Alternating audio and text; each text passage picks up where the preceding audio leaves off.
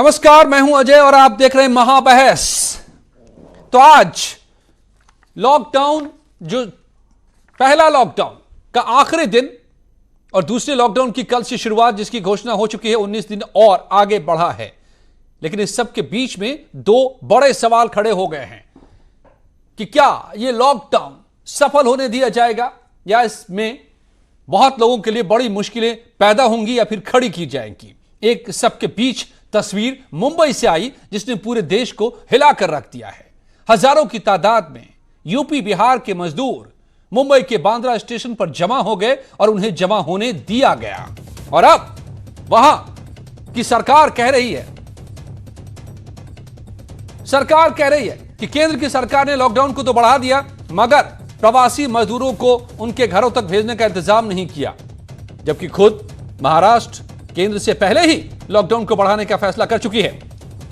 और इस सबके बीच गृह मंत्री अमित शाह ने उद्धव ठाकरे से बात की है, महाराष्ट्र के सीएम से, और ताजा हालात की जानकारी ली है।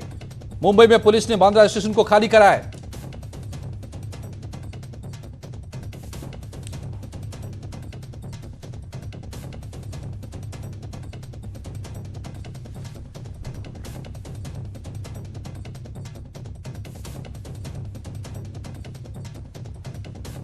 तो हजारों की तादाद में यहां पर लोग जमा हुए थे और अब जो खबर आ रही है कि मुंबई में पुलिस ने बांद्रा स्टेशन को खाली करा लिया है।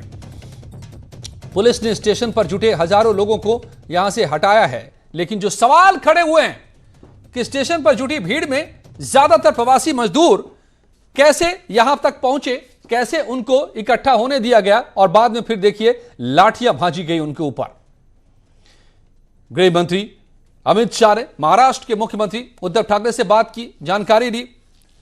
सरकार के कैबिनेट मंत्री आदित्य ठाकरे ने इस बीच ट्वीट कर भीड़ के जमा होने का ठीकरा केंद्र सरकार पर फोड़ा।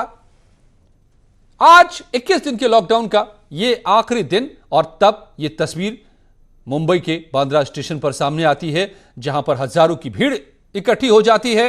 लॉकडाउन खत्म होने की लोगों ने उम्मीद कर ली थी, ट्रेन से घर जाने की लोगों ने उम्मीद कर ली थी और इसलिए यहां जमा हो गई भीड़।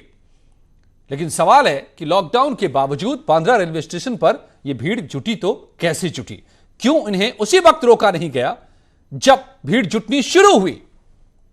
यह भी लोग सवाल उठा रहे हैं कि क्या इतनी तादाद में भीड़ जुटी या फिर जुटाई गई, क्योंकि ज्यादातर लोगों के पास यहां बैग, सामान कुछ नहीं नजर आ रहा है, खाली हाथ लोग नजर आ रहे हैं।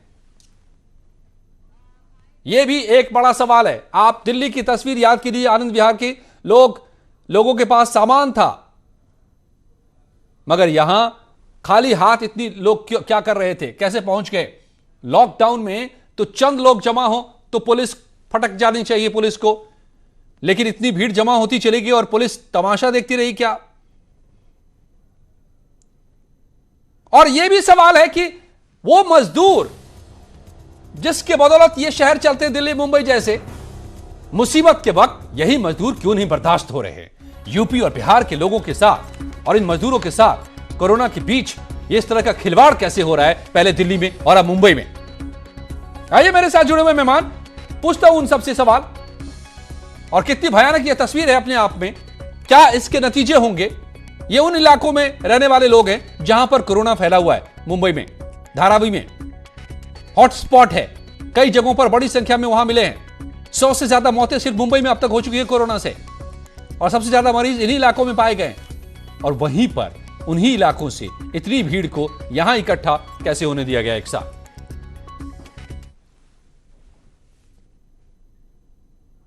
और इस पर अब राजनीति भी खुद महाराष्ट्र की सरकार ने शुरू कर दी है, जिसकी जिम्मेदारी थी यहां पर नियंत्रण रखने की, लोगों को भीड़ को इकट्ठा नहीं होने देने की। अब उसने ठीकरा केंद्र सरकार पर फोड़ दिया है। आदित्य ठाकरे मुख्यमंत्री उद्धव ठाकरे के सुपुत्र हैं, खुद मंत्री हैं, और उन्होंने ट्वीट कर दिया है कि केंद्र सरकार ने लॉकडाउन बढ़ाया लेकिन प्रवासी लोगों को भेजने का इंतजाम नहीं किया। क्या यह बचकाना सा ट्वीट है? खुद महाराष्ट्र की सरकार ने लॉकडाउन को पहले ही बढ़ाने का फैसला कर दिया था। और क्या महाराष्ट्र में कानून व्यवस्था और हालात को संभालने की जिम्मेदारी केंद्र सरकार की है क्या? तो फिर क्या केंद्र सरकार का कानून लाया जाए क्या यहां पर? क्या ये कह रहे हैं Uddhav Thackeray?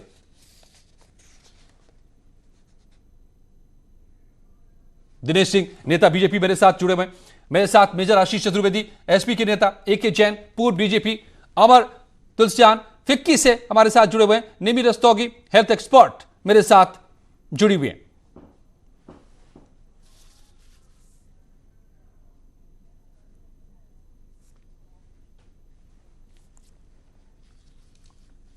Okay, AK Jain x DGP, मैं आपसे शुरू करना चाहता हूं।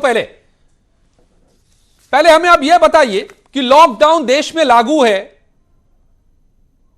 और इस वक्त जो कानून लागू है, जो हालात हैं, इसके बीच इतने लोग मुंबई के बांद्रा स्टेशन पर जमा हो जाते हैं, क्या यह विश्वसनीय आपको लग रहा है?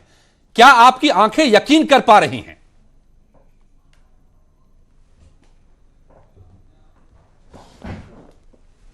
जैन साहब,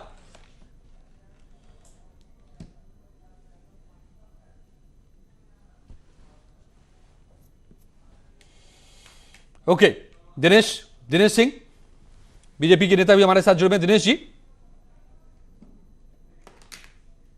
जी कैन यू हियर मी? आपको आवाज मिल रही है मेरी? नो। मेजर आशीष चतुर्वेदी, जब अजय जी मैं जवाब दूं? जी दिनेश जी अजय जी, बहुत चिंता का विषय है। बड़ी दुखद घटना है कि अगर इतनी बड़ी संख्या में लॉकडाउन पार्ट 2 जब घोषित हो गया और इतनी बड़ी संख्या में मुंबई के बांद्रा जैसे स्टेशन पर लोग इकट्ठे हो जाएं, तो मुझे लगता है कि वहां की सरकार क्या कर रही है। और वहां के सरकार के एक मंत्री जो खुद मुख्यमंत्री के बेटे हैं, वो ट्वीट करके ये आरोप लगाते हैं कि सरकार इनके लिए नहीं कर रही है, जबकि आज केंद्र सरकार ने, माननीय प्रधानमंत्री जी ने लॉकडाउन को बढ़ाने की घोषणा आज प्रधानमंत्री जी ने 10 बजे की, जबकि महाराष्ट्र की सरकार ने इसकी घोषणा पहले ही कर दी थी। अगर इसकी घोषणा महाराष्ट्र की सरकार ने पहले कर दी थी तो निश्चित तौर पर इन विषयों पर भी उनको ध्यान देना चाहिए था। किसने कहा कि उनके ट्रांसपोर्ट की व्यवस्था होगी? किसने कहा कि उनके आवागमन की कहीं ना कहीं कोई व्यवस्था केंद्र की सरकार करने जा रही है? जबकि पता है कि 3 मई तक यातायात के सारे, चाहे वो रेलवे हो चाहे हवाई यात्रा हो, सारी यात्राओं को स्थगित कर दिया गया है। तो आपको क्या लग रहा है? लगता है कि जहां सरकार को जिम्मेदारी लेनी चाहिए, सबसे पहले शुरू करना चाहता था, आपको क्या लग रहा है? आपका क्या टेक है दिनेश सिंह? दिनेश जी क्या कहना चाहते हैं कि क्या ये जानबूझकर ये तस्वीर पैदा की गई है